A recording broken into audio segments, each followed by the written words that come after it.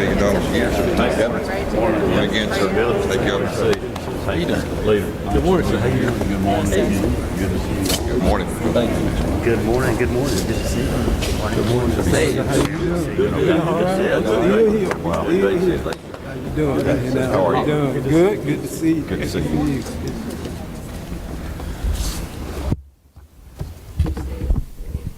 Well, good morning, everyone. Let me just first start by asking all Georgians to keep the families of the two fallen Cobb County deputies in your thoughts and prayers. Marty and I attended the first service yesterday, and we'll be going to the other one today. Obviously heartbreaking, but great tributes to those individuals and just all that our men and women in law enforcement are doing. So I would ask all Georgians to do as we are and be praying for those families, the Cobb County Sheriff's Department, and that community that's lost two of its finest.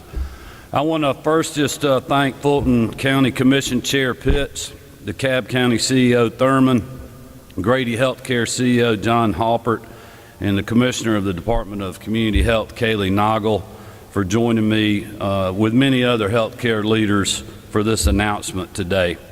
I also want to thank the members of the General Assembly representing both the local area but as well as the healthcare committees in the legislature.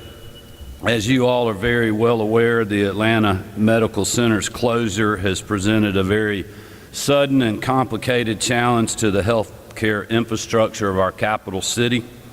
While the decision to close was certainly no one's preference, our job is to now move forward together, and to find a viable solution to the needs of the impacted community. As soon as the announcement was made, my office went to work engaging with these local leaders and our partners in the healthcare industry to find a sustainable long-term plan to continue providing access to critical healthcare needs in the metro Atlanta area. Today we will unveil that package, designed both to meet the health needs of the community, to reinforce the healthcare provider infrastructure in Atlanta and the surrounding counties, and to set us on a sustainable foundation for continued access to quality healthcare through innovative, feasible solutions. These public servants standing with me today are problem solvers that get the job done, and I want to express my sincere appreciation for their willingness to work closely together over the last couple of weeks. Today I'm announcing that the state will dedicate some of our remaining ARPA allotment to provide $130 million to permanently increase Grady Memorial Hospital's capacity by nearly 200 beds.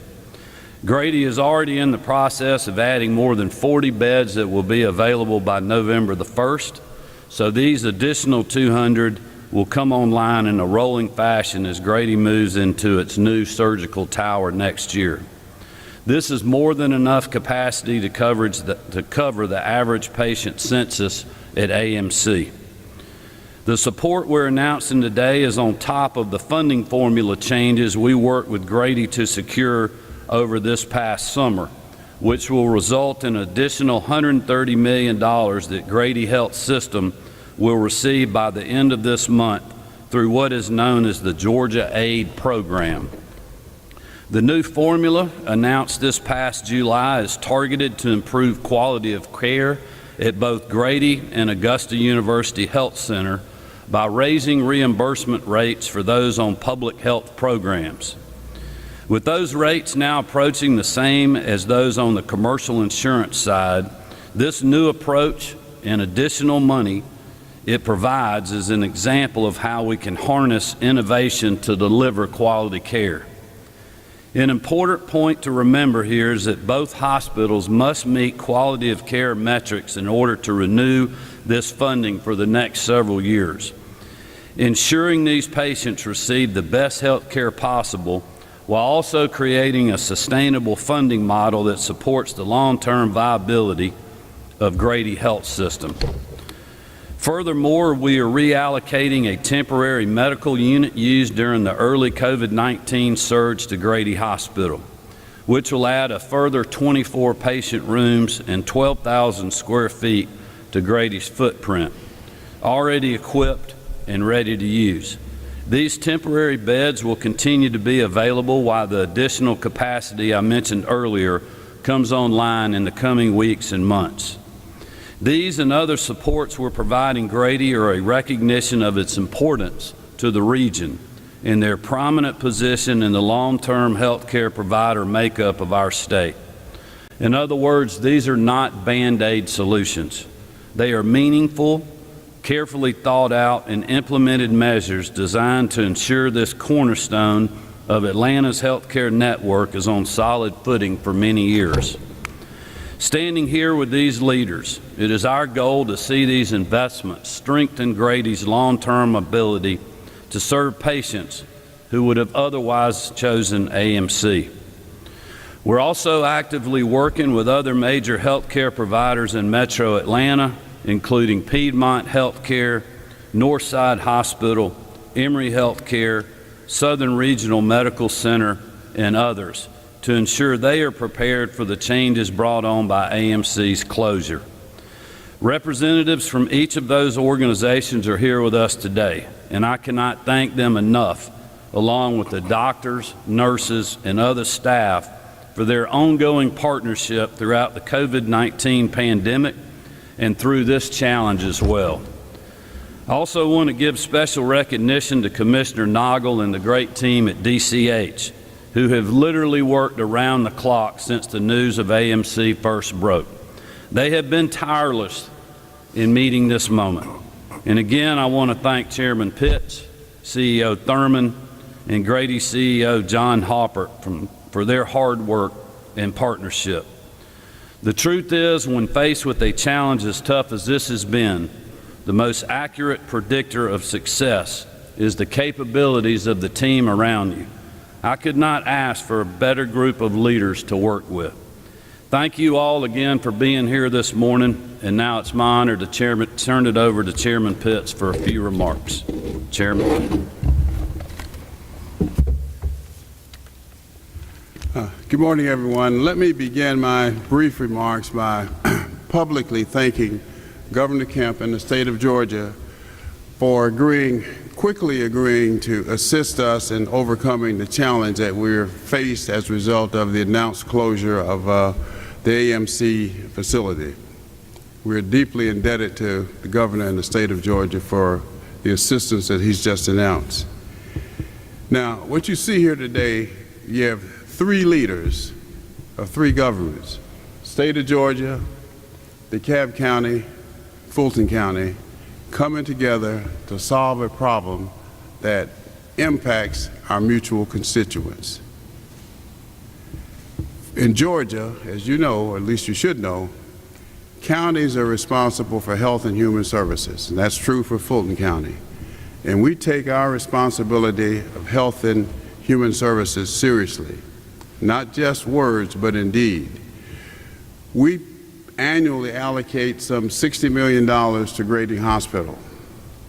Just recently, a couple of weeks ago, we increased that by an additional $11 million this year. Historically, going back several decades, Fulton County has allocated almost $3 billion, with a B, A-B, billion dollars to Grady Hospital. So we take our relationship in health care seriously. Now, when it was first announced that Wellstar would be closing that facility, I was asked on many different occasions by some of you here today, was I surprised? And the answer was then and still is, I was not surprised. I wasn't surprised because our county manager, Dick Anderson, and I had been in conversations with them about their Southside facility and their plan to reduce services there based upon their economics. And during the course of those conversations, obviously AMC Midtown, what I call Midtown, came up, and we knew that there were issues there.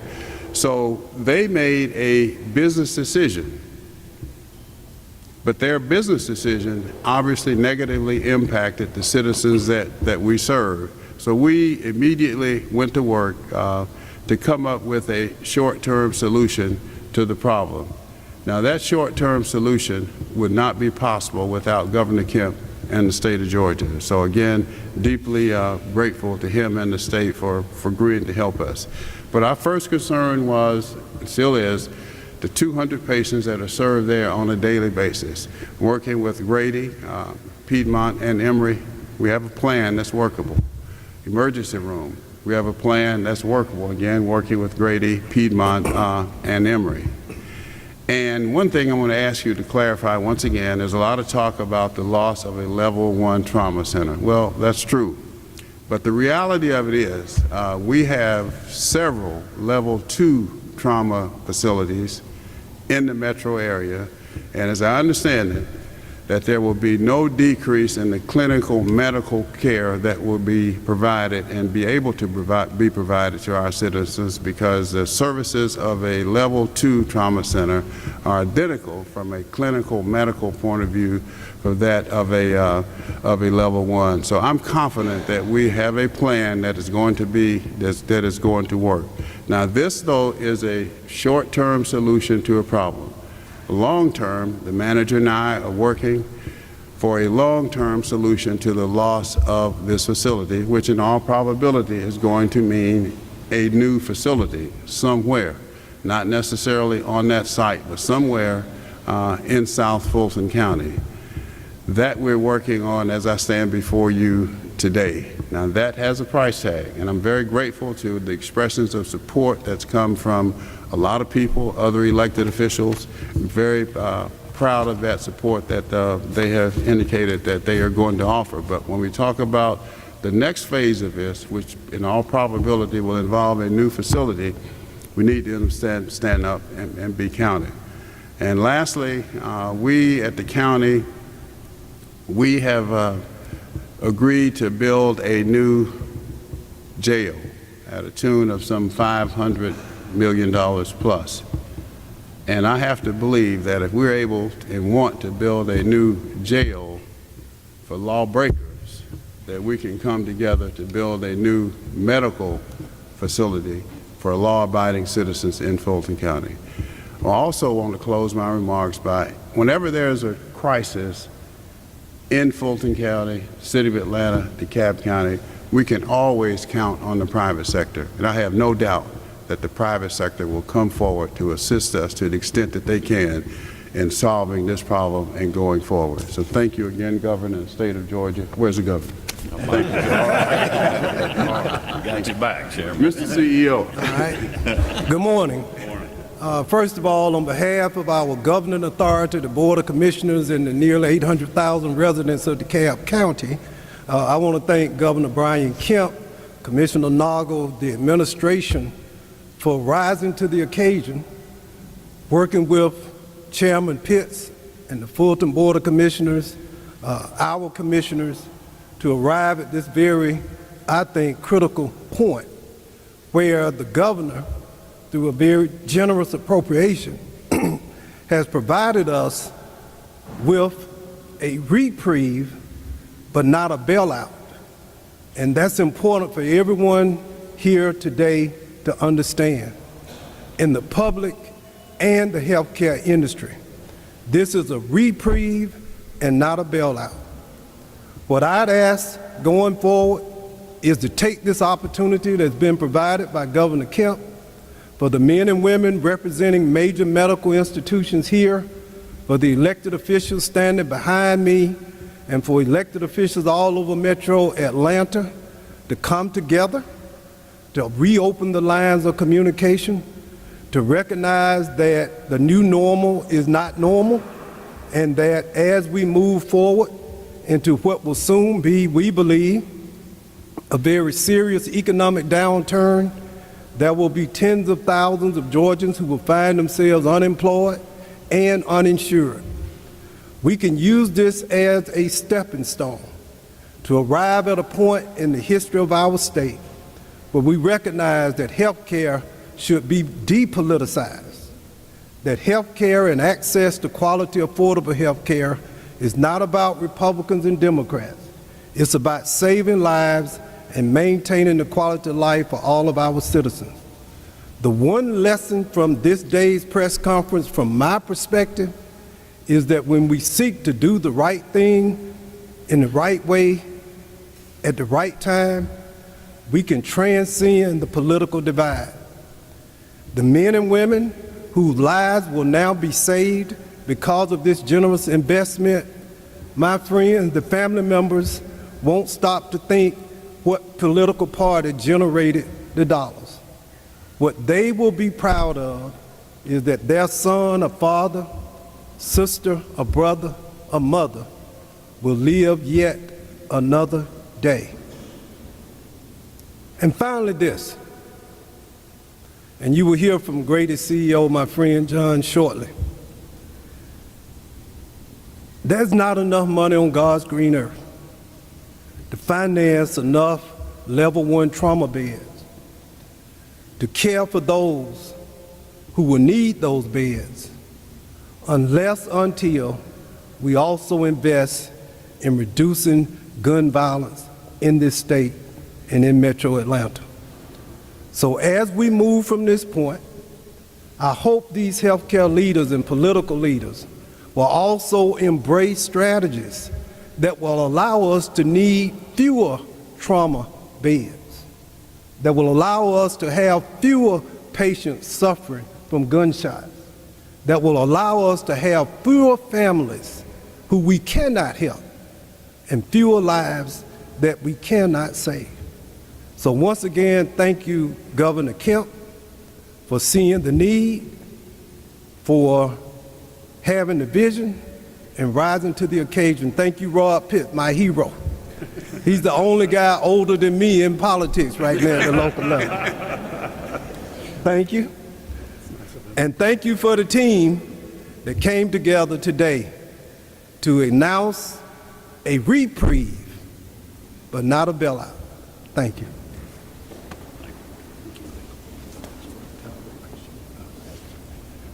Good morning. It's good to be here with you today. Grady Health System is incredibly grateful to the state and Governor Kemp for their partnership and unwavering dedication to our mission. This commitment provides Grady the resources necessary to increase our bed capacity and ensure the community still has access to quality health care that they need and deserve. It is our intent to bring upwards of 185 additional beds online as quickly and as safely as possible. This investment, combined with Grady's short-term capacity plans and the state's provided field hospital, will allow Grady to provide patient care to those who have been left behind. It is proof again why Atlanta can't live without Grady. I also want to thank the leadership of Fulton and DeKalb counties for their support.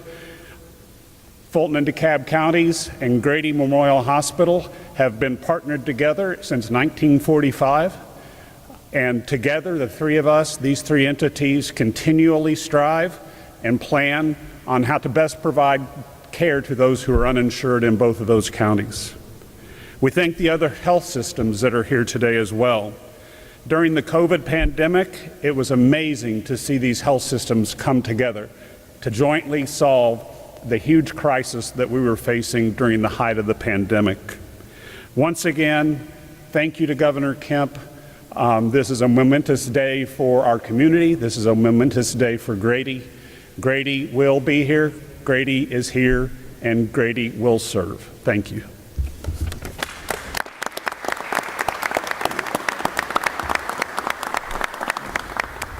Well, again, thank you, John, for that. Thank you, CEO Thurman, Chairman Pitts. Also, just want to thank Katie and the team from the Metro Chamber for being here, and we appreciate their support and the other great healthcare leaders that are behind us. I feel certain that we have a lot of people up here who might be willing to talk to you all. So instead of opening it up right here, I'm going to do a little media myself over to the side, but I know there's a lot of people here who may want to have words with some of our press that's here, so y'all feel free to grab them. But I just want to again thank this great team behind us of state and local partners and providers, as well as the business community, for all standing together to find a solution to a problem that none of us wanted to be dealing with, but it's something that we needed to address, and we have, and we look forward to, as CEO Thurman said, continuing that collaboration and dialogue in the future. So thank you all for being here.